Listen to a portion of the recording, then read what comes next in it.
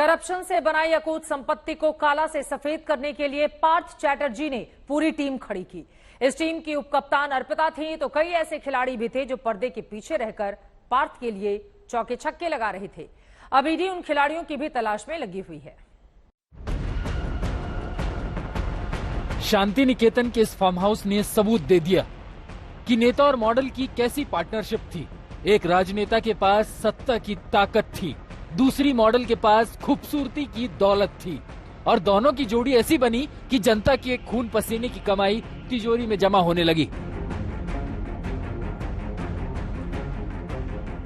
और जब पाप का घड़ा फूटा तो सब कुछ बेनकाब हो गया। जिस नोट के लिए पार्टनरशिप बनी उसी ने सबूत बनकर अर्श से फर्श पर ला दिया।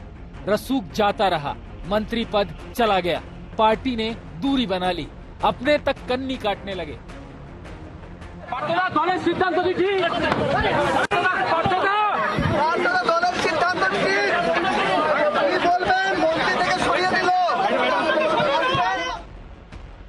कोलकाता की हाई सोसाइटी में रसूख रखने वाली मॉडल के सारे तेवर ढीले पड़ गए।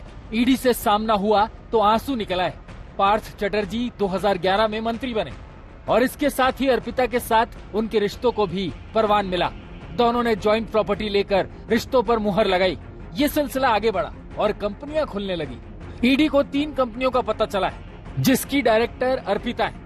पहली company Symbiosis Merchant Private Limited, 21 मार्च 2011 को कंपनी की डायरेक्टर बनाई गई अर्पिता।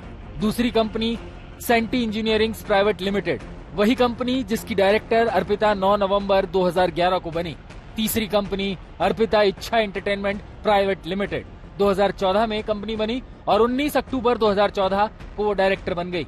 आरोप है कि पार्थ चटर्जी ने काले धन को सफेद करने के लिए शैल कंपनियां बनाई, प्रॉपर्टी में निवेश किया।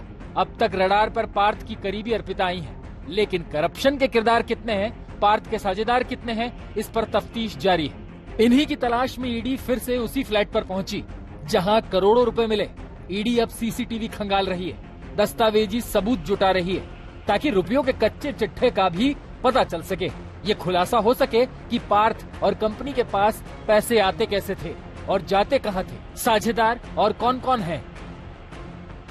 अर्पिता मुखर्जी और पार्थ चटर्जी को आज फिर रूटीन मेडिकल चेकअप के लिए ले जाया जाएगा। पिछली बार जब अर्पिता मुखर्जी को रूटीन मेडिकल चेकअप के लिए ले जाया गया था तो वो फूट फूट कर रोने लगी थी। इस बीच ईडी की ओर से दोनों की साझा संपत्तियों का ब्यौरा लिस्ट तैयार की जा रही है और लगातार छापेमारी भी की जा रही है। कल बेलघोड़िया के फ्लैट में दोबारा ईडी ने छापेमारी की और वहां पर जो सीसीटीवी फुटेज का बैकअप है और जो रजिस्टर है, पिछले 3 महीनों के रिकॉर्ड मांगे गए हैं और पता करने की कोशिश हो रही है कि इन 3 महीनों में कौन वहां आया, कौन नहीं आया।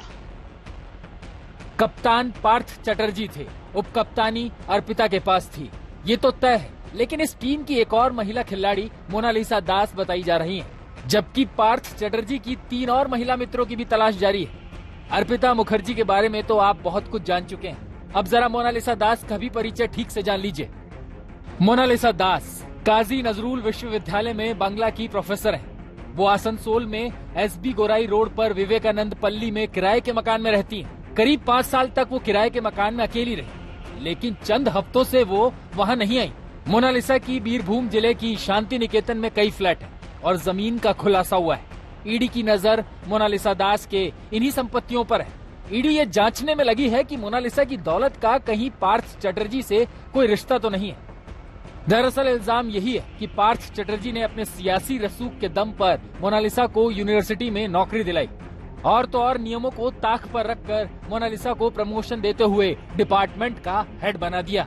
आरोप तो यहाँ तक लगे कि पार्थ चटर्जी ने अपनी बेनामी प्रॉपर्टी मोनालिसा के नाम खरीदी है। मोनालिसा 1-2 नहीं, करीब 1 दर्जन फ्लैट की मालकिन है। पार्थ चटर्जी के गिरफ्तारी के बाद से मोनालिसा अंडरग्राउंड है, उनका मोबाइल स्विच ऑफ है। ईडी को शक है कि पार्थ ने पैसों को ब्लैक से व्हाइट करने के लिए अपनी महिला दोस्तों का भी जमकर इस्तेमाल किया। अब ईडी उन दस्तावेजों को खंगाल रही है जिससे बाकी पार्टनर भी बेनकाब हो सके। शांति निकेतन से ऋतिक मंडल के साथ अनुपम मिश्रा, कोलकाता, आज तक।